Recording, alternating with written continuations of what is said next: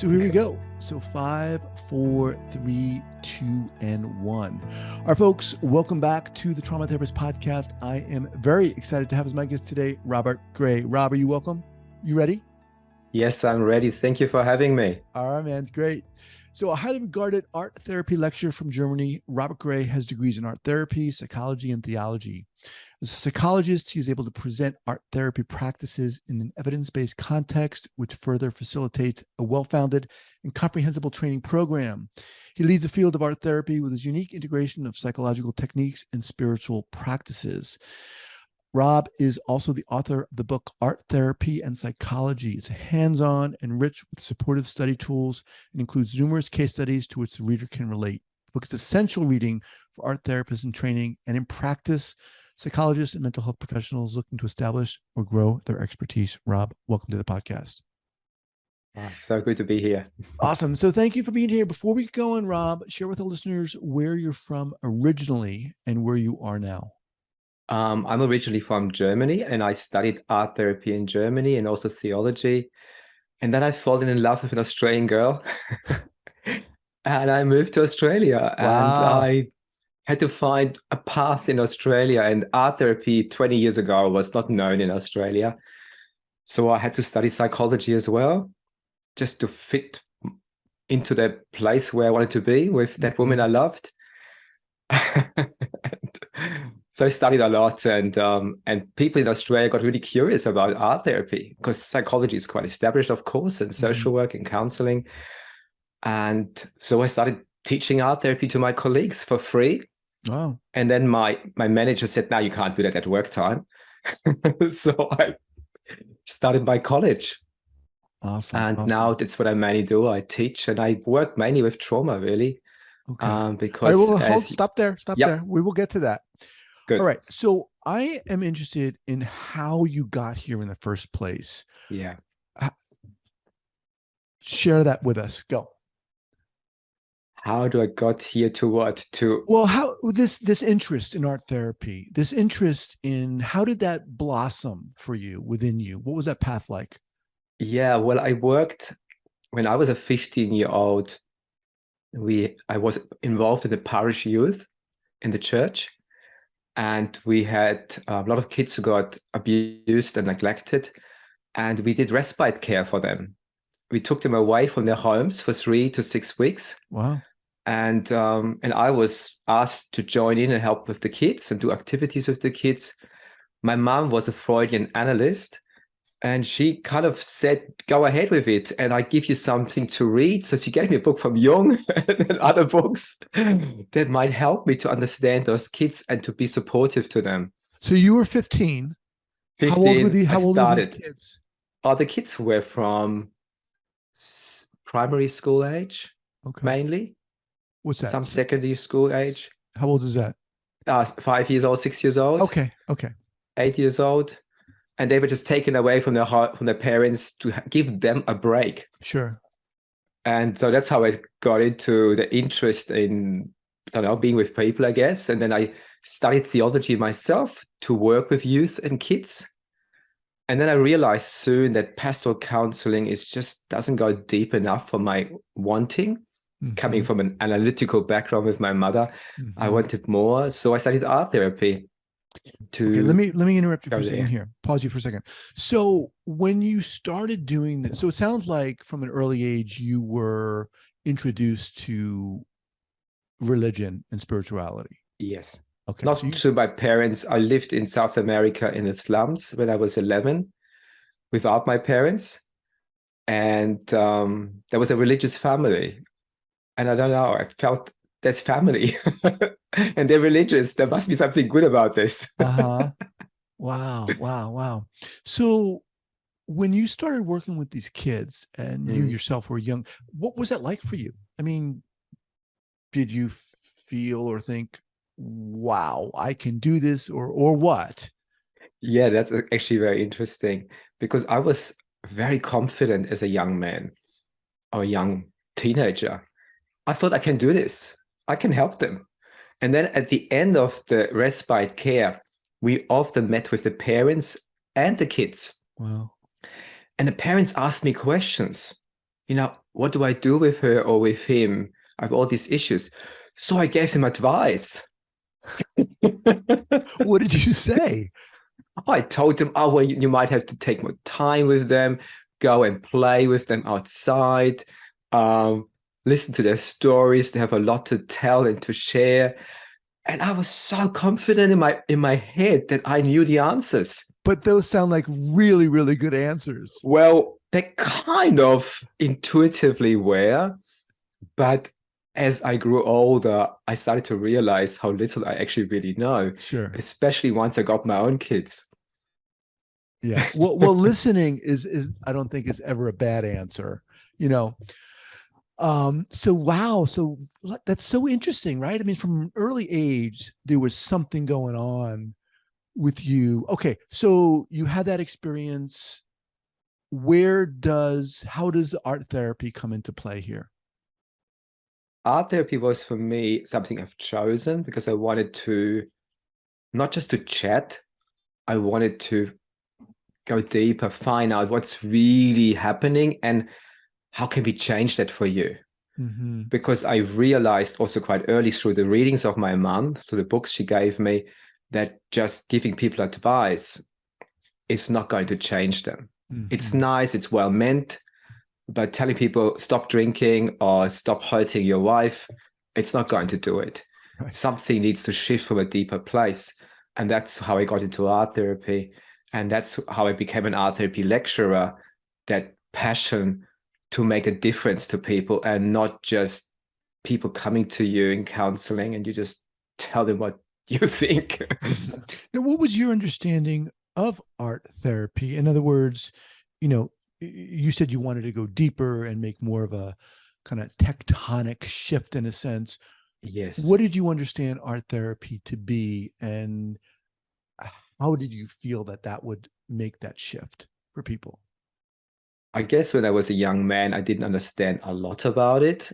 I just had a gut feeling that it felt good. Mm-hmm. I also studied a little bit at the art academy, so I was interested in art. I was interested in counseling, so art therapy felt natural. Now, of course, as a lecturer, I have much more understanding what actually happens with the art and how that makes a difference for trauma work. But at those days, it just felt good. Mm-hmm. It felt right. Let's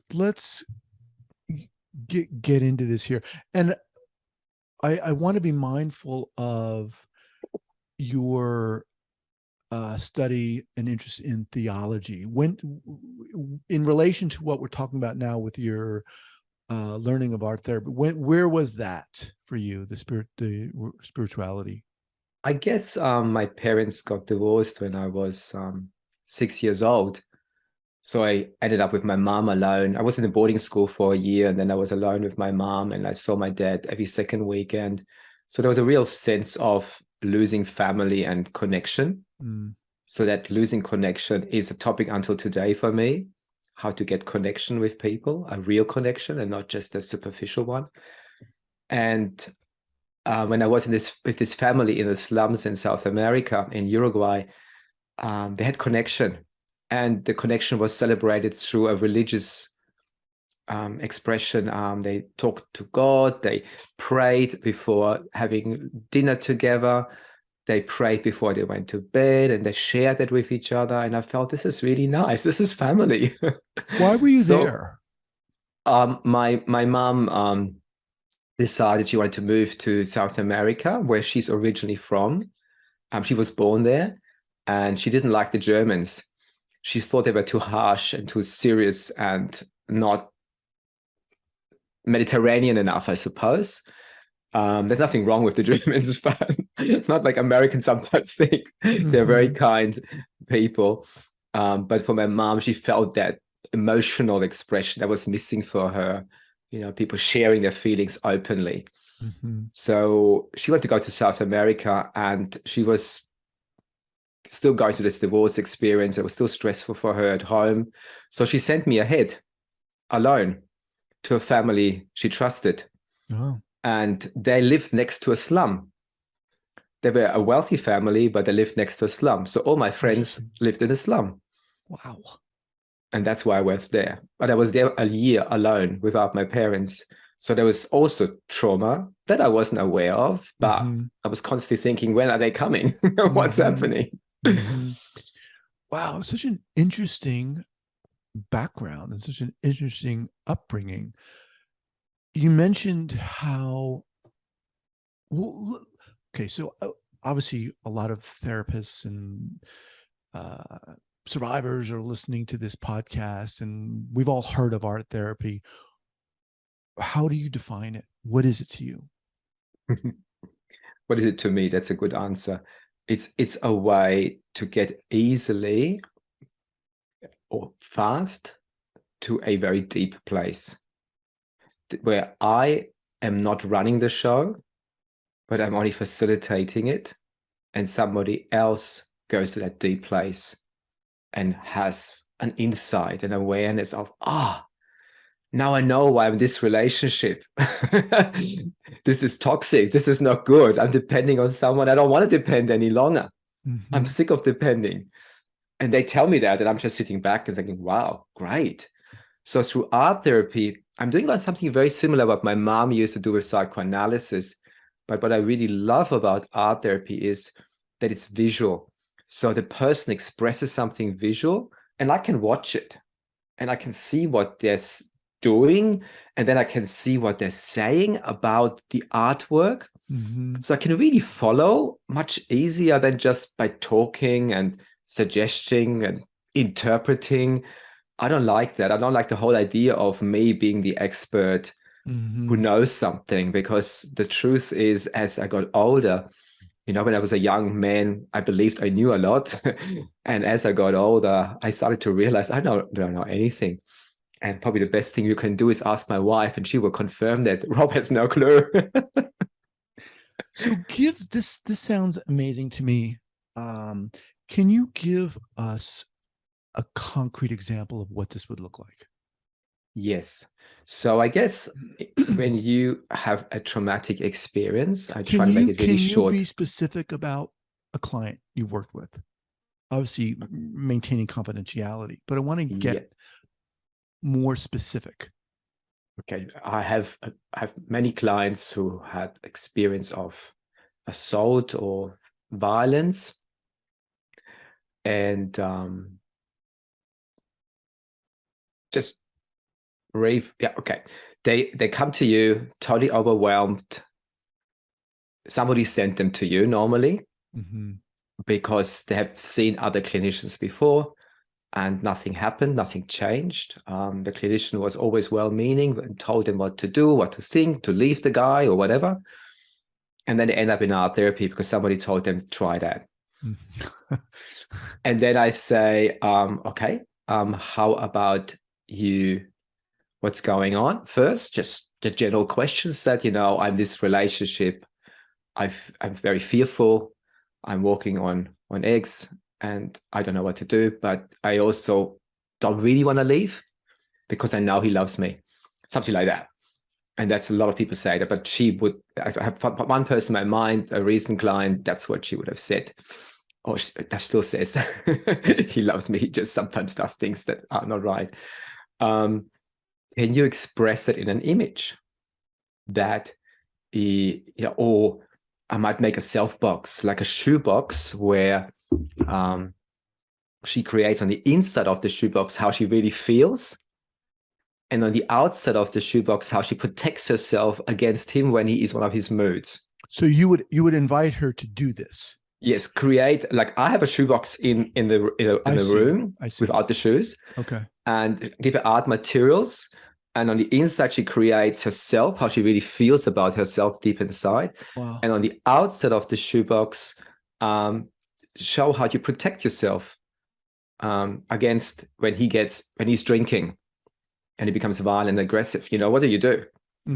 Just want to see it. So really important part of art therapy is that we don't give too much guidance. We just pick up what they say and ask them to express it. Okay. So this person, what did this person do? What did they do to create this self box? And then they ran out of time. They took it home, and they kept working at home with that box. And they took materials from the environment and, shells and rocks and pebbles and beautiful things. And on the outside, they started gluing things on it and made collage. It could be abstract, it could be figurative. It's very playful. So this is what we call art as therapy. So the doing of the art can be therapeutic. There is something happening, and this is really exciting for an art therapist, that when we do talking therapy, what most therapists do around the world, it's a very cognitive process. It requires the language part of the brain, as you're aware. Whereas when you experience something traumatic, the language part of the brain is not active. So we are more in this limbic middle part of the brain active, where we digest the trauma or try to deal with it as we can. And that part is also responsible for art and expression and sensory information. It's a very emotional part of the brain as well. So when people do art, they connect intrinsically with their trauma experience without thinking about it, without talking about it. It's just a natural place to express your pain in a creative way. So let me ask you something. So I love this idea of this self box. So how might an understanding or a realization unfold for this particular client in the creation of, or would this even happen in the creation of this self box? That's a very good question, because most art therapists don't even know there's more to art therapy. So what most art therapy know is the doing of the art does something amazing. First of all, it's safer. To talk, it's actually really difficult. It's easier to just express because it's the same part of the brain.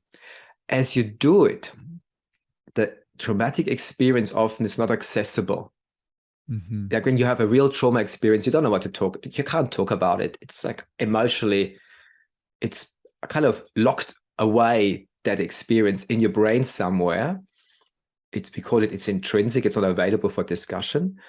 But as you do the artwork, it becomes unlocked to a degree.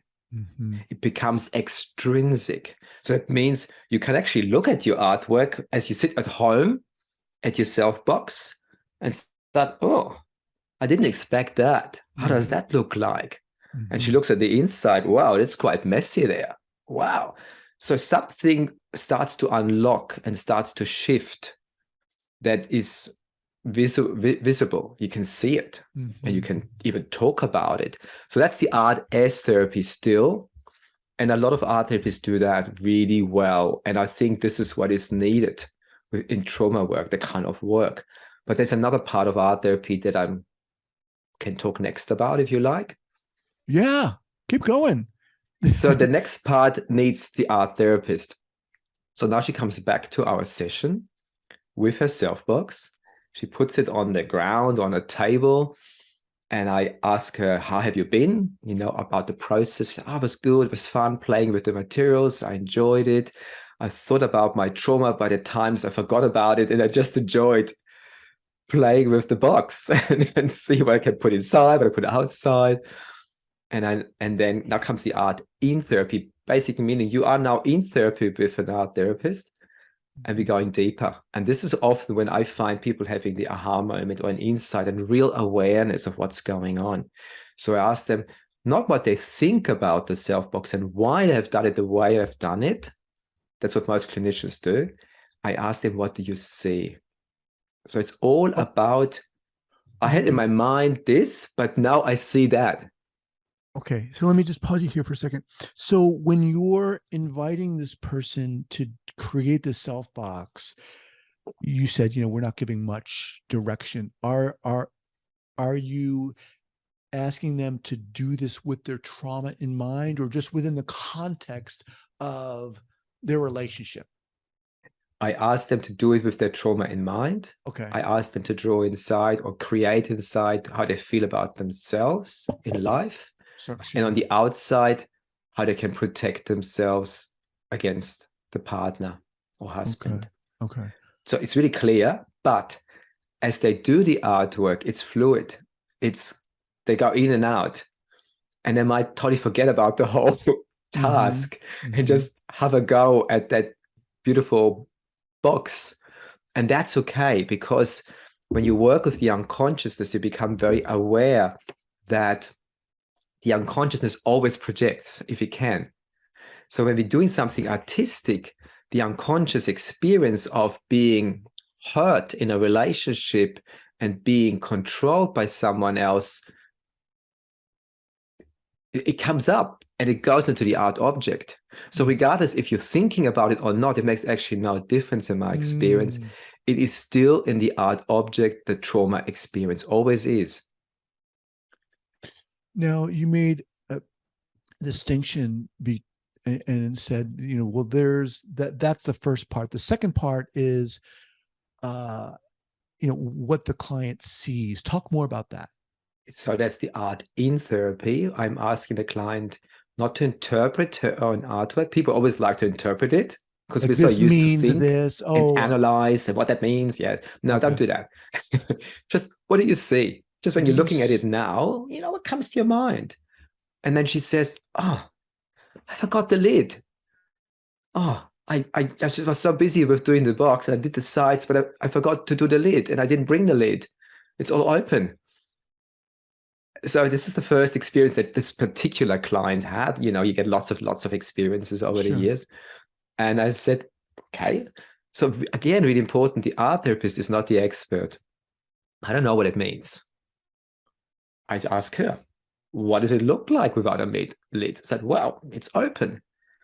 So when it's open, what do you see? Well, I see everything. And how does it feel seeing everything? A bit scary. A bit vulnerable. Right. Is that how you feel in your relationship with your partner? Scared and vulnerable. Wow. And the moment you say that, tears come out. And I said, that's exactly what I feel. I feel so vulnerable. I just want to run all the time. And I was not even aware how strong that feeling was until now I see that without the lid. I have absolutely no protection, Rob. And she cried and cried. Oh my God. So this distinction between asking a client, you know, what do you see, as opposed to what does it mean? Talk to us more about that. When we go into what it means, the easiest way to explain it is if you imagine an iceberg. You know, people say the Freudian iceberg kind of metaphor. He actually didn't talk about an iceberg, but it doesn't really matter. There's an iceberg and you see only the tip. So we're only functioning on the tip level. That's our consciousness up there. So when I'm asking the client, what do you think about it? Why did you not bring a lid along? She's going to the tip of the iceberg and thinking about it. Well, it probably wasn't nice enough, Rob. Or it was lying somewhere in the room and I didn't see it when I picked up the box. And so she comes up with explanations, what we do to understand our life. And it's always very surface level. It doesn't go deep to emotional parts of the unconsciousness.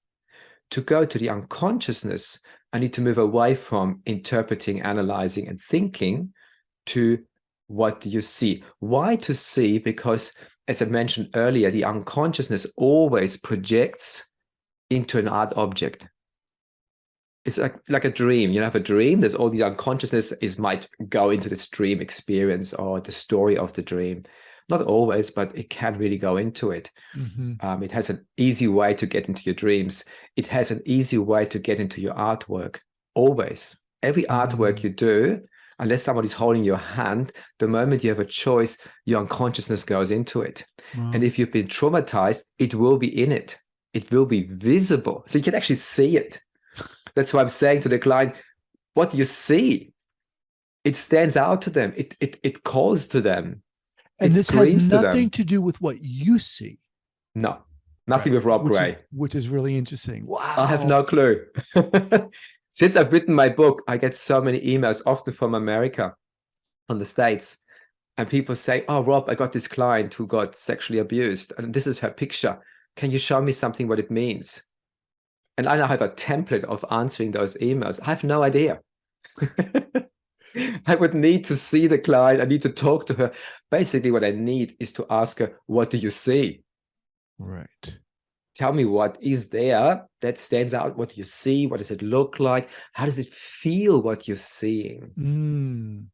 And that's Wow. how the unconscious suddenly like, whoa, comes up and people go into tears and no, I know. And I said to her, tell me, what do you know?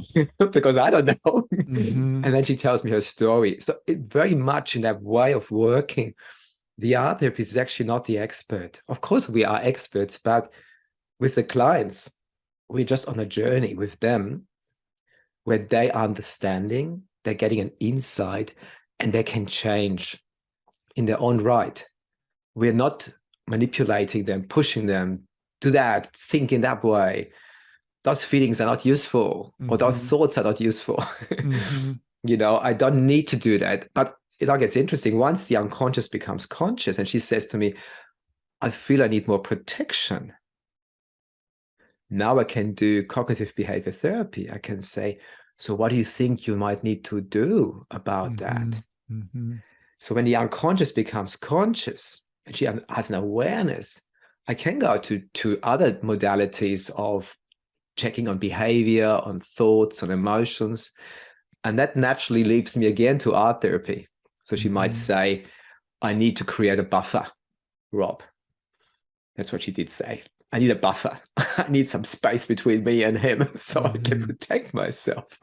So obviously you're allowing this energy to come from the client, right? Yes. You're not imposing No. your own ideas and ideals. Rob, what makes you so good at this? Probably it's my own journey of believing I knew a lot. I also studied theology for 10 years. I learned about Trinity. Do you know Trinity? God, Jesus, and the Holy Spirit. I read 2 books about that. Yeah. And I kind of thought, whoa, I know Trinity. No, actually, I didn't. When I was in a church youth, I thought I knew Trinity exactly what it meant. I could explain to everybody what it meant. After reading 2 books for my theology exams, I realized this is all just made up by some dudes in the 3rd century. You know, so like, moment, am I believing in something that just somebody made up? Is that the truth? So I started now doubting my own knowledge at that stage when I was, my late middle 20s. And that continued the journey, having my own children and, freaking out about how difficult some of those experiences were for me. And I had no answers. And my wife said to me, come on, you're the expert. You're working with children for 20 years. You should know what to do with them. And I said, well, if I wouldn't be an expert, I would go to an expert. But I know what they're going to tell me. So you know what I did? I got myself a book about Buddhism for mothers. And that helped me most. That's funny. So basically, I had to work on myself. I needed to learn to be patient, to let go of judgment, to let go of thinking you know anything, just to be in the moment, accept what is, be aware that things go. And so when I work now with clients, I come very much from that mindset of allowing them to work out their stuff because life is so complex. How can I be so arrogant and believe I know anything that is even valuable for a client if I don't even know how to manage my own life? That's where that experience grew more and more over the years. And art therapy is just a beautiful way of working. If you do it well, that puts the client in charge and they get their awareness and insights. And it's very powerful. And so you're sitting back and think, wow, this is so good, but I'm not doing it. Right. Right. Now, I think a lot of times when people hear the term art therapy, their thought is, well, I'm not an artist. Or, do I need to know how to draw? You mentioned one example, I'm sure of many, just the self box. Yeah. Talk about some other ways you might work with someone besides using the self box. First of all, the title or the name art therapy is a mistake. We all know that around the world because art therapy is actually not about art. Art therapy is about the expression from within. from a deeper place. You express yourself in a creative way. Everybody can do that. We can all express ourselves. We can throw some mud against the wall. We can make mess with clay. We can play with finger paints, body paints. We can do things in a funny, creative way. We can make music. We can draw. We can write. We can act something out. We can be very playful in many ways. Of course, as adults, we have forgotten how to do that. Right. And so an art therapist is very skillful in prompting you, in giving you incentives to get into it, to get your fingers dirty or messy. Unless you don't like mess, you get markers or pencils. So we find many ways to get you interested into that. And often I might start with picture cards, what is very rational and more distancing. You put some little picture cards on the floor and you ask the client, can you choose one of the cards? And they're very diverse, a huge range of different cards. And they pick one up and they look at the card and say, oh, what do you see? Seeing, yeah? Mm-hmm. What do you see? And she said, oh, I see a woman from the back looking over the ocean. How does it feel? Don't know. She looks a bit lonely. What's happening for you right now? Do you feel a bit lonely? Oh, I didn't think about myself. Right. Do you feel a bit lonely? Actually, I do. I feel very lonely that nobody understands who I really am. Right. And she might get a bit emotional about that. And the moment she gets that experience, she realizes, whoa, this is deep. This is my topic. The loneliness is my topic. How did we find that so quickly? This is wow. And then we might do something else. And you play along that. Wow. That's awesome, man. So let me just remind everyone that I'm speaking with Robert Gray. The name of the book is Art Therapy and Psychology. So Robert, Just call me Rob. Rob, how do you work with clients now? Is everything in person? Is it virtual? Do you have courses with teaching therapists? What do you do?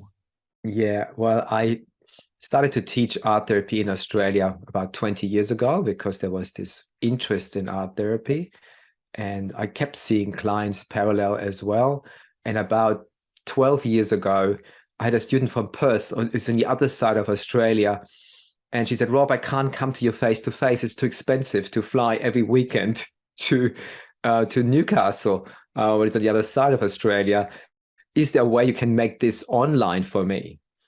And I'm one of those people, when I get a challenge, I embrace it. It's kind of the universe is saying to me, do that. I don't know why, I just do it. So I created an online course just for her. And it was so successful. She loved it so much that I got a website where I put it on and started offering online courses. Before COVID hit, I've been already teaching in about nearly 40 different countries, art therapy. So people from all the different countries around the world found my website. I was actually at that time, I believe, I don't know if it's true, the only person who was teaching art therapy at a professional level, not just an introduction, but actually really a whole course, art therapy. So around the whole world, that didn't exist. Art therapy was a face-to-face thing. But I just, because of that need, I designed it the way I believed it would work. And I've been in about 40 countries before COVID hit. Now, of course, with COVID, now everybody's online. All my colleagues said, you can't do that online. All doing it online now. Oh my gosh. It was really funny in that way. But my clients, I see also around the world as well. People often who can't see an art therapist, who are remote somewhere, they would see me through Zoom. Wow. So your website is arttherapycourses.com.au. That's right. Okay. We'll have that linked up at the show notes page at the traumatherapistpodcast.com. Rob, you are awesome. You're seriously, you're so inspiring. And you're so kind. well, it's the truth. And the way you articulated what you do and how you do, I'm ready to sign up. It just sounds like I need this. It sounds so awesome. And I'm sure people listening to this are going to be like, wow, I want to do this. I want to help my clients with this. Look, I'd love to have you back at a later time, different time, and we can talk more specifically about other ways you work and other client examples. But what's the best way for people to get in contact with you? Through my website. Okay. So Okay. just arttherapycourses.com.au. Okay. And you find somewhere, contact us. And then I get an email on my desk. And I would check my emails about 100 times a day. So I would definitely see it. Okay. Awesome. When I don't have a client, I check my emails. That's what I do. Okay. Or I do some research. It was an honor talking to you, man. You're so inspiring. Thank you so much for being here today.